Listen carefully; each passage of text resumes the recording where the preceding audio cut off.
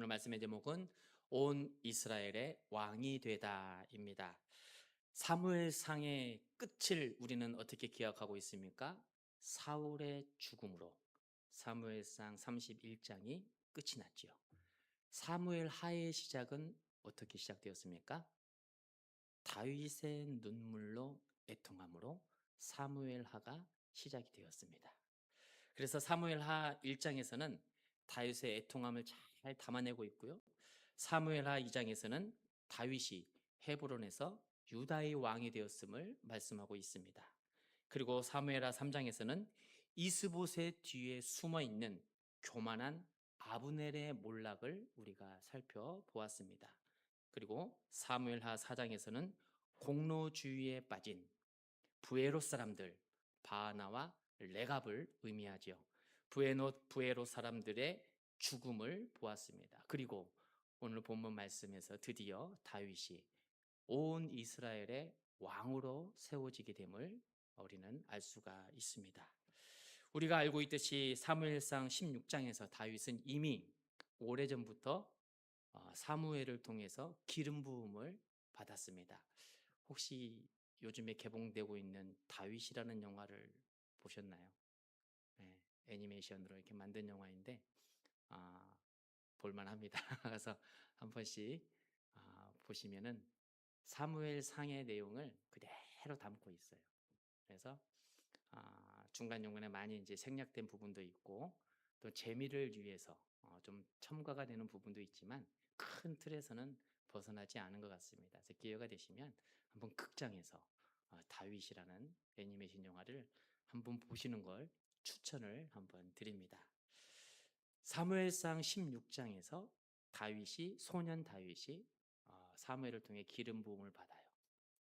그때 15세의 소년쯤 된 사실입니다. 그리고 10년 동안 사울을 피해 목숨을 부지하기 위해서 살아내기 위해서 도망다니죠. 광야의 여러 곳으로 피해서 도망다닙니다. 그리고 30세에 헤브론에서 왕이 되고 7년 6개월 동안 헤브론을 다스리게 되죠. 그리고 37세에 온 이스라엘의 통일 왕국의 왕이 되어지게 됩니다. 약 22년의 세월이 지나서야 다윗이 왕다운 왕으로 세워지게 되었다라는 것을 알 수가 있습니다. 긴 시간이죠. 다윗이 통일왕국의 왕으로 세워지기까지 왜 이런 오랜 시간이 필요했을까요? 오늘 본문 말씀에서는 그 이유를 우리에게 증거하고 있습니다. 또한 하나님께서 사람을 세우실 때 무엇을 가장 중심을 두시고 계시는지, 하나님께서 일꾼으로 세우실 때의 기준을 무엇으로 삼으시는지 오늘 말씀을 통해서 확인할 수도 있습니다. 한 가지씩 살펴보겠습니다. 첫 번째는 하나님은 준비된 사람을 세우신다라는 거예요. 그냥 아무나 세우시지 않습니다. 준비된 사람을 세우신다는 거죠. 1절과 2절 말씀을 같이 봉독하도록 하겠습니다. 이스라엘 모든 지파가 헤브론에 이르러 다윗에게 나와 이르되 보소서 우리는 왕의 한 고륙이니이다. 전에 곧 사울이 우리의 왕이 되었을 때에도 이스라엘을 거느려 출입하게 하신 분은 왕이시었고 여호와께서도 왕에게 말씀하시기를 내가 내 백성 이스라엘의 목자가 되며 내가 이스라엘의 주권자가 되리라 하셨나이다 하니라. 아멘. 북쪽에 있는 이스라엘의 대표들, 이스라엘의 장로들이고 그들을 원로라 부릅니다. 나이가 많이 들어있는 대표격의 사람들이죠. 그 사람들이 헤브론으로 막 몰려왔어요. 그리고 다윗에게 이렇게 고백합니다. 보소서 우리는 왕의 고륙이니이다. 왕의 고륙이니이다. 무슨 의미를 가지고 있을까요? 북쪽 지파의 대표격인 지파의 사람들이 다윗에게 와가지고 얘기를 한다는 말이 우리는 왕의 고륙이니이다 이렇게 얘기하고 있는데 이게 무슨 의미일까요? 먼저 첫 번째는 혈육으로 맺어진 가족 같은 관계이다라는 것을 의미하고 있습니다. 비록 사울이 죽은 후 정치적인 이유 때문에 7년 6개월 동안 두 개의 나라로, 북이스라엘과 남유다로 이렇게 갈라지지 않습니까? 근본적으로 이스라엘과 유다는 같은 민족이다라는 것을 내세우고 있는 것이에요. 그렇기 때문에 자신들이 다윗을 왕으로 추대하는 것은 합당하다, 이렇게 설명하고 있는 것입니다. 두 번째, 왕의 고륙이니이다. 두 번째 의미는 전장에서 생사고락을 함께 했던 전우였지 않습니까? 이 전우애를 얘기하고 있는 거예요. 지금 다윗이 유다를 통치하는 왕이 되었지만 한때 다윗과 함께 한 가지 목표를 위해 싸웠던 그 전우라는 사실을 강조하고 있는 것이죠.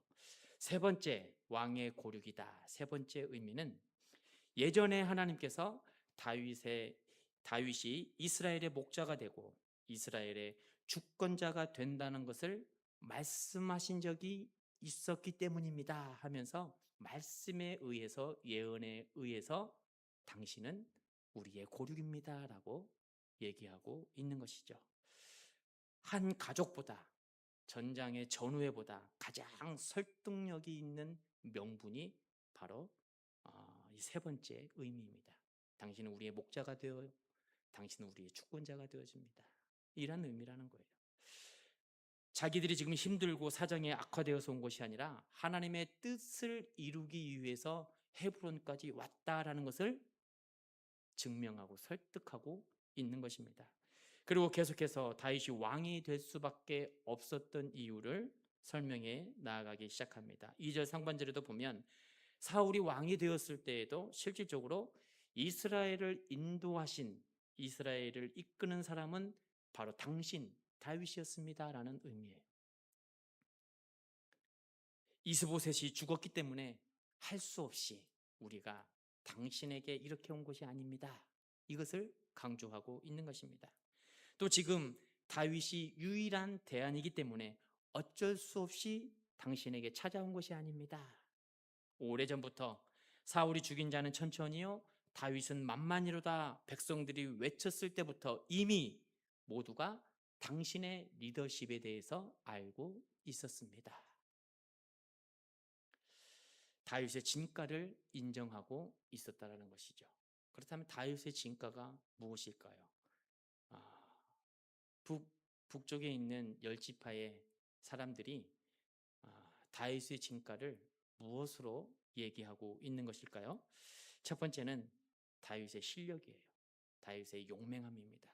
장수로서, 장군으로서의 리더십에 대해서 말씀하고 있는 거예요. 여러분, 처음 이스라엘의 왕이 세워질 당시 우리는 어떻게 기억하고 있습니까? 이스라엘의 장로들이 사무엘을 찾아와서 우리에게도 왕을 세워주소서 이렇게 부탁했지 않습니까? 그때의 가장 마음 중심에 두었던 가장 큰 이유는 우리 이스라엘도 주변에 있는 블레셋과 또는 아말렉 민족처럼 강력한 군대가, 강력한 나라가 되기를 소망합니다. 강력한 군주를 세워주소서. 그래서 사울이 세워진 거지 않습니까? 이스라엘의 장로들은 지금 이것을 기억하고 있는 거예요. 지금까지 다윗을 겪어본 이들은 군사적으로 탁월했던 다윗의 그 능력을 알고 또 인정하고 있는 것입니다. 두 번째로 다윗의 인성과 신앙입니다.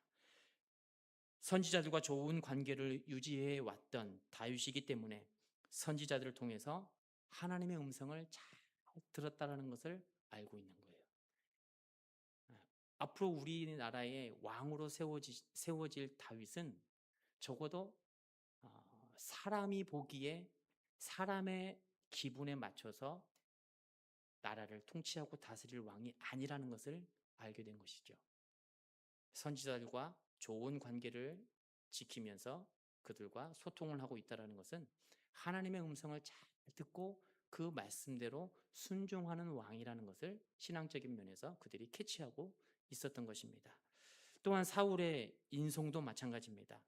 사울이 그렇게 주일에게 죽이려고 쫓아다녀도 10년 동안 쫓아다녔어도 다윗은 사울을 원수로 여기지 않았어요. 뿐만 아니라 다윗이 신앙의 사람으로서 그리고 훌륭한 인격의 사람으로 드러났던 사건이 있지 않습니까? 사울을 죽일 기회가 2번이나 있었지만 사울을 죽이지 않았다라는 그 사건. 네. 아둘람 굴에서 옷자락만 이렇게 베고 그를 놓아주지 않습니까? 뿐만 아니라 사울이 죽었을 때 애통해하며 금식했던 사람이 다윗이에요. 나를 그렇게 힘들게 모질게 하고 고통을 주었던 사람이 죽으면 그래 인광보야 잘 죽었다 이렇게 하기도 하고 더러는 잘 죽었다 박수는 치지 않을지라도 애도하지는 않을 것입니다. 네, 그게 우리의 모습이에요. 너무 힘들게 쫓겨다니고 고통을 받으면 사람이 나를 쫓아다니던 그 원수가 사라지게 되면 좋아하죠. 기뻐하죠. 그런데 다윗은 그렇지 않았다는 거예요. 사울이 죽자 애통함으로 사무엘하 1장이 시작된 것을 볼 수가 있습니다. 이러한 다윗의 진면목을 알고 있었기에 이스라엘의 북쪽 이스라엘의 장로들이 와서 다윗을 왕으로 추대했던 것입니다. 그리고 2절 하반절에도 보면 다윗을 자신의 목자로 표현하고 있어요. 이스라엘의 목자가 되며, 여러분 목자는 어떤 사람입니까? 양을 보호하고 지키는 사람이에요. 지금 이스라엘 남쪽에 있는 헤브론에 있는 유다 민족들뿐만 아니라 북쪽에 있는 10지파들도 우리는 당신의 보호가 필요한 사람들입니다라는 것을 인정하고 있는 거예요. 그래서 목자로 비유하고 있습니다. 목자, 다윗은 그 누구보다도 이 목자의 비유에 대해서 너무도 잘 알고 있는 사람이에요. 소년 다윗 시절에 맹수들로부터 그 양들을 지켰던 사람 아닙니까? 그렇기 때문에 이 북쪽에 있는 이스라엘의 장로들은 그 목자를 비유로 다윗에게 왕이 되어 주십시오 이렇게 얘기하고 있는 것입니다. 또한 이들이 독특한 표현을 사용한 말씀이 있습니다. 네가 이스라엘의 주권자가 되리라. 이스라엘의 왕이 되라 이렇게 표현하지 않고 이스라엘 장로들이 와서 한다는 말이 당신은 우리의 목자가 되어야 됩니다. 그리고 난 다음에 우리의 주권자가 되어 주십시오라고 요청을 하고 있는 것입니다. 이스라엘은 적어도 하나님의 보호하심과 인도하심과 은혜 가운데에 살아가야 되는 민족임을 그들이 알고 있는 거예요. 그래서 이들은 다윗을 왕으로 지칭하지 않고 주권자로 표현하고 있는 것입니다. 이러한 사명을 다윗에게 부여하고 있는 거예요. 그래서 그들은 헤브론에 있는 다윗을 찾았고 결국 다윗을 이스라엘의 온 왕으로 추대하게 됩니다. 왕으로 세워진 다윗을 향해 오늘 본문 성경 4절과 5절은 이렇게 선포합니다. 우리 4절 5절을 같이 봉독하겠습니다. 다윗이 나이가 30세에 왕위에 올라 40년 동안 다스렸으되 헤브론에서 7년 6개월 동안 유다를 다스렸고 예루살렘에서 33년 동안 온 이스라엘과 유다를 다스렸더라. 아멘. 다윗이 하루아침에 왕이 된 게 아니에요. 그렇죠? 오랜 시간 동안 아픔과 광야의 시간을 거쳐야 했습니다. 소년 시절 목동 때부터 블레셋이 쳐들어왔을 때 골리앗을 앞세워 우리 1대1로 한번 싸워보자. 너희들도 장수를 내보내거라. 아기스 왕이 이렇게 요청했을 때 이스라엘은 겁먹어서 아무도 가지 못해요. 그런데 다윗이 하나님을 모욕하는 그 골리앗을 향해 돌판매를 던지지 않습니까? 또한 사울의 시기로 인해서 도망자의 삶을 살기도 하고 원수 같은 블레셋으로 망명을 하기도 합니다. 그리고 시글락성에 머물다가 헤브론에서 유다의 왕으로 세워지죠. 그리고 7년 6개월이 지난 오늘 본문의 말씀 지금의 상황에서 온 이스라엘의 통일 왕국으로 왕이 되었습니다. 무려 20년 이상, 정확히는 22년 동안 하나님께 훈련을 받았다라는 거예요. 하나님께서 다윗에게 한 번에 너 이스라엘의 왕이 되어라 이렇게 세워주시는 것이 아니라 22년 동안, 그 시간 동안에는 정말로 죽을 뻔한 일도 수도 없이 겪었고 다양한 훈련을 많이 받았다라는 거예요.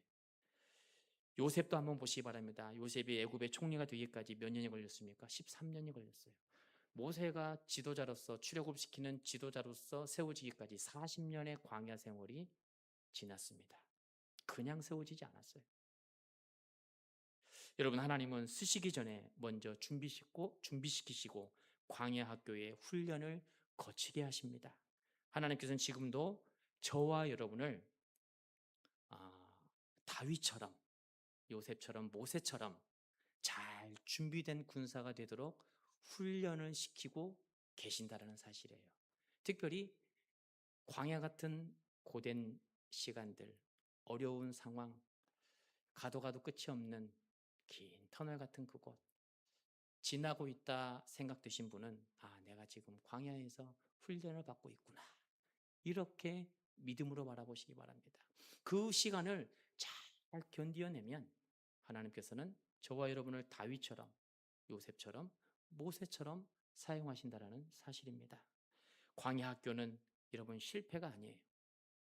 하나님의 훈련장임을 우리가 기억하면서 순종함으로 그 훈련의 시간을 잘 감당해내는 저와 여러분 되시기를 축복합니다. 두 번째로, 하나님은 하나님 중심성의 사람을 세우신다라는 거예요. 잘 준비되어 있다 하더라도 하나님 마음에 합한 사람이 아니면 하나님은 쓰시지 않는다는 사실입니다. 6절 7절 말씀 우리가 같이 봉독하겠습니다. 왕과 그의 부하들이 예루살렘으로 가서 그 땅 주민 여부수 사람을 치려하매 그 사람들이 다윗에게 이르되 네가 결코 이리로 들어오지 못하리라. 맹인과 다리 저는 자라도 너를 물리치리라 하니 그들 생각에는 다윗이 이리로 들어오지 못하리라 함이나 다윗이 시온 산성을 빼앗았으니 이는 다윗 성이더라. 아멘. 여러분, 다윗이 왕이 되자 가장 먼저 한 일이 있습니다. 바로 예루살렘 성을 정복한 거예요. 당시 예루살렘은 여부스 족속이 차지하고 있었습니다. 그래서 그 여부스 족속이 다윗을 향해 6절처럼 이렇게 선포한 거예요. 맹인과 다리 저는 자라도 너를 맡겠다. 예루살렘 성은 난공불락의 요새이기 때문에 제 아무리 수십만 대군이 와도 무너지지 않는다. 아무리 뛰어난 장수가 있어도, 지도력을 가지고 있는 리더십이 있다 하더라도 예루살렘은 결코 무너지지 않는다. 다리 저린 자, 맹인이 와도 너는 절대 이 예루살렘을 넘지 못할 것이다. 자신감이자 조롱이었습니다. 여부스 사람들의 비웃음이었죠. 여러분, 정말 예루살렘이, 저도 아직 가보질 못해서 잘 모릅니다. 그냥 사진, 이런 기타 자료들을 위해서 알 수가 있는데요. 우리 한번 사진을 한번 보도록 하겠습니다. 예루살렘이 저렇게 생겼대요. 시티 오브 데이비드 해서 다윗성을 이렇게 모형으로 만들어 놓은 것인데요. 그 다음 사진도 한번 보여주시기 바랍니다. 네. 글씨가 잘 보입니까? 북쪽이 맨 위에 모리아 마운틴 해가지고 모리아 산이 있고요. 남쪽과 동쪽과 서쪽은 다 바다가 아니라 절벽입니다. 반도처럼 되어 있는 것 같은데 다 절벽이에요. 그냥 산 위에 예루살렘 성이 딱 있고 들어올 수 있는 길은 저 모리아 산의 좁은 통로를 통해서만 들어올 수가 있는 거예요. 여부스 사람들이 다윗을 조롱하고 비웃는 그 이유를 이제는 알 수 있을 것 같지 않습니까? 그리고 이제 그 밑에를 보면은 밑에가 또 뭐가 있습니까? 기드론 골짜기, 기드론 밸리, 맨 밑에가 절벽에 있는 기드론 밸리, 기드론 골짜기가 있고요. 그리고 기혼 스프링, 기혼샘이 또 있습니다. 이처럼 예루살렘은 평지에 있는 성이 아니라 산 위에 높은 곳에 위치한 예루살렘 성이었는데 그 성의 높이가 해발 한 750m 정도 된 위치였다고 합니다. 굉장히 높은 곳이죠. 공격하는 입장에서는 수많은 군대를 이끌고 그곳을 올라가기가 너무 힘든 거예요. 그리고 성 안에는, 예루살렘 성 안에는 기온샘이 있기 때문에 충분한 물이 있었습니다. 지금도 그렇지만 특별히 고대 성읍에 있어서 가장 중요한 게 물이지 않습니까? 물이 없으면 살 수가 없는 거예요. 주변에서 이렇게 성을 포위해버리면 물이 없으면 자동적으로 나올 수밖에 없습니다. 살려달라고, 항복하겠습니다, 이렇게 할 수밖에 없는데, 예루살렘 성에는 충분한 물이, 식수가 있었다라는 것이죠. 이 샘은 성 아래에 있었지만 지하 통로를 통해서 물을 공급받을 수가 있었습니다. 그래서 장기간 동안 적군의 포위망을 이렇게 둘러싸여 있어도 살 수가 있었던 것이죠. 또한 예루살렘 성에는 좁은 진입로 때문입니다. 아까도 말씀드렸듯이 북쪽에 있는 모리아 산에서부터 이렇게 내려오는 그런 접근이 가능했기 때문에 방어하는 입장에서는 그쪽만 이렇게 방어를 하면 되는 거예요. 소수 인원만 이렇게 세워서 그냥 계속 집중적으로 공격하면 들어올 수가 없는 것이죠. 이와 같은 이유로 인해서 여부수 족속은 자신만만해 있었습니다. 그런데 오늘 말씀해 보니 다윗이 예루살렘 성을 점령을 해요. 어떻게 점령했을까요? 8절 말씀을 통해 확인해 보도록 하겠습니다. 8절 말씀 다 같이 봉독합니다. 띄워주세요. 그날에 다윗이 이르기를 누구든지 여부수 사람을 치거든 물 깊는 데로 올라가서 다윗의 마음에 미워하는 다리 저는 사람과 맹인을 치라 하였으므로 속담이 되어 이르기를 맹인과 다리 저는 사람은 집에 들어오지 못하리라 하더라. 아멘. 여기 8절에 물 깊는 데로 올라가서, 여기가 기온샘하고 만나는 지점을 의미하고 있는 거예요. 수로를 통해서 다윗이 쳐들어간 것입니다.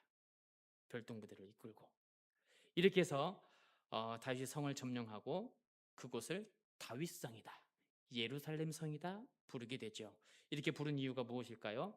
예루살렘은 남쪽 유다와 북쪽의 이스라엘의 경계에 위치해 있던 중립지역이었다는 거예요. 한가운데 있었다는 것이죠.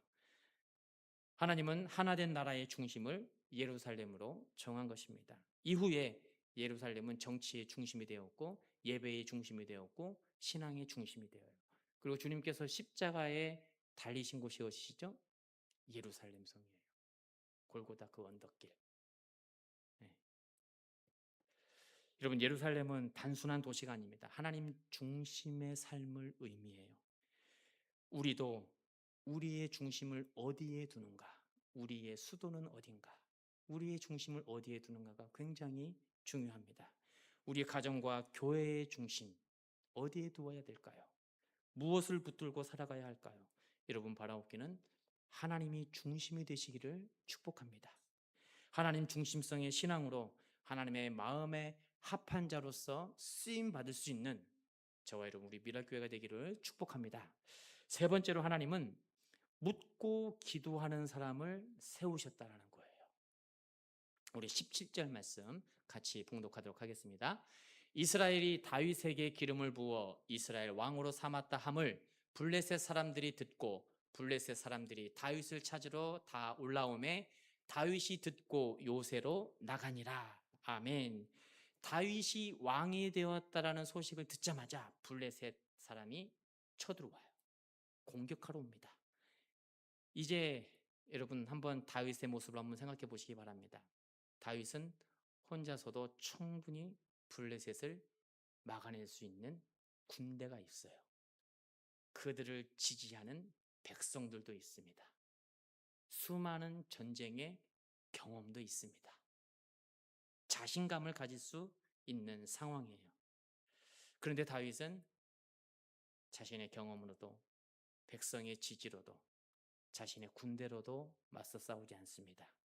19절 말씀, 다윗이 어떻게 하는지 보겠습니다. 시작.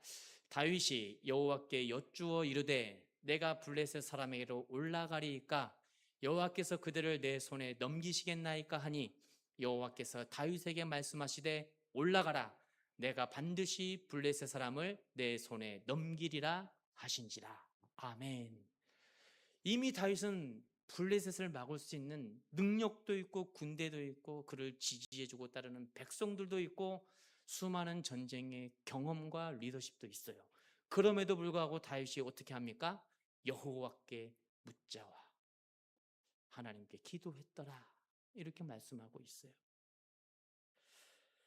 여기에서 여쭙다라는 단어는 샤알, 질문하다, 구하다라는 단어입니다. 하나님 어떻게 할까요? 우리가 기도를 어떻게 해야 되는지 아주 명확하게 말씀해 주고 있는 본문의 말씀이에요. 하나님, 우리의 가정, 우리 자녀들, 우리 교회 어떻게 해야 될까요? 이렇게 기도를 시작해야 된다는 거예요. 이렇게 생각해 보고 저런 얘기를 듣고 이런 경험을 비춰볼 때 충분히 우리가 감당할 수 있는 일일지라도 하나님 어떻게 할까요? 샬, 묻자와 기도했다. 이 말씀을 우리는 마음판에 새겨야 하는 것입니다. 여러분 다윗의 인생을 되새겨 보시기 바랍니다. 다윗은 왕이 되기 전에도 기도했던 사람이고 왕이 되고 난 후에도 기도했던 사람이에요. 우리의 표현대로 하면 다윗은 성공하기 전에도 지질이 고생으로 힘들게 사는 그 시절에도 기도를 놓지 않았었고 성공한 후에도 기도의 끈을 놓지 않았던 사람이었다라는 사실입니다. 이것이 바로 다윗의 위대함이죠. 그래서 성경을 가만히 보면 기도하는 사람은 결코 무너지지 않는다라는 진리를 발견할 수가 있게 되는 것입니다. 다윗이 19절처럼 기도하자 하나님 말씀하십니다. 올라가라. 이 말씀에 순종한 다윗은 1차 전투에서 승리하게 돼요. 그런데 2차로 블레셋이 또 쳐들어옵니다. 23절에 다시 기도합니다. 다윗이 여호와께 여쭈니 샬 질문했다. 기도했다. 그런데 이번에는 하나님께서 다른 작전을 주세요. 첫 번째 전투가 정면 공격이었다면 두 번째는 기습 작전으로 말씀하십니다. 일명 뽕나무 작전. 어디에 가도 이런 표현은 쓰지 않습니다. 제가 그냥 이름을 붙였습니다. 뽕나무 작전. 다른 사람한테 말하면 못 알아들어요. 자, 23절 중반절에 이렇게 말씀하죠. 올라가지 말고 그들 뒤로 돌아서 뽕나무 숲을 맞은편에서 그들을 기습하되. 하나님께서 아주 명확하고 선명하게 말씀해 주십니다. 여러분 그렇습니다. 하나님은 같은 문제라도 다른 방법으로 인도하신다는 거예요. 똑같은 상황에 처해 있다 할지라도 다른 방법으로 역사를 쓰시는 분이 하나님이시다라는 것을 우리는 기억해야 됩니다. 이 놀라운 은혜를, 진리를, 비밀을 기억하고 알고 있는 사람은 신앙의 공식을 세울 필요가 없는 거예요. 내가 이만큼 하니 하나님께서 이렇게 주셨더라. 이런 공식이 적용되지 않는 것입니다. 신앙은 공식이 아니에요. 하나님과의 관계이지요. 그 관계의 핵심이 바로 기도에 있는 것입니다. 하나님께 물어야 되는 거예요. 그렇게 물을 때에 묻는 사람은 길을 잃지 않게 되는 것입니다. 지금이야 내비게이션이 너무 잘 되어 있어서 어디든지 초행길이든 아무리 먼 길이든 복잡한 길이든 내비게이션이 이렇게 딱 입력하고 가면은 목적지까지 아주 안전하게 인도를 해줍니다. 설령 경로에서 이탈해서 벗어나도 다시 잡아줘요. 너무 좋아요. 참 똑똑한 사람인 것 같아요. 이거 만드는 사람은. 그런데 불과 한 20년 전만 해도 내비게이션이 그렇게 상용화되지 않았지 않습니까? 모두가 다 차에 무엇을 가지고 다녔습니까? 전국 지도를 가지고 다녔어요. 저도 마찬가지로 지도를 가지고 다녔습니다. 그런데 지도를 봐도 그 지역에 가면 처음 왔기 때문에 잘 몰라요. 그래서 하는 방법이 지역 사람들한테 물어보는 거예요. 그런데 남자들 잘 안 물어보죠? 저도 잘 안 물어봐요. 뺑뺑 돌고 돌고 돌아도 어떻게 해서든지 지도 보고 찾아갑니다. 그런데 지금은 너무도 내비게이션이 잘 되어 있기 때문에 어디든지 쉽게 갈 수 있는 세상이 되었습니다. 여러분 우리 인생길 우리가 단 한 번도 가보지 못한 길이에요. 불과 1분 1초 앞의 상황을 우리는 알 수가 없는 사람들입니다. 그렇기 때문에 우리 인생길에 내비게이션이 되어주시고 지도가 되어주시고 나침판이 되어주신 하나님을 의지해야 되는 거예요. 그 하나님 붙들고 있으면 설령 우리가 경로를 이탈해도 다시 올 수 있는 거예요. 실수하고 넘어져도 다시 일어설 수 있는 거예요. 여러분, 다윗은 단순히 왕이 된 사람이 아닙니다. 운이 좋아서도 아니에요. 하나님께 훈련을 받고 하나님 중심의 삶을 두었고 또 끝까지 하나님께 묻고 기도했던 사람이 바로 다윗입니다. 그래서 하나님은 다윗을 통해 이스라엘을 세우시고 하나님의 계획하심을 이루어 가시는 것을 볼 수가 있습니다. 여러분, 쓰임 받는 것, 쓰임 받는 인생, 쓰임 받는 가정과 쓰임 받는 교회 참으로 중요합니다. 근데 그것은 결과예요. 쓰임 받기 이전에 우리가 쓰임 받을 수 있는 사람으로서 준비되어야 하는 것입니다. 그것을 우리는 말씀을 통해서, 기도 생활을 통해서 하나님의 거룩성을 실현해내고 담아내기 위해서 이 땅에서, 광야 같은 이 땅에서 그 훈련을 잘 받아야 하는 것입니다. 여러분, 우리 중심에 하나님을 모시고 기도하심으로 축복의 통로로 쓰임 받을 수 있는 저와 여러분, 우리 미랄교회가 되기를 축복합니다.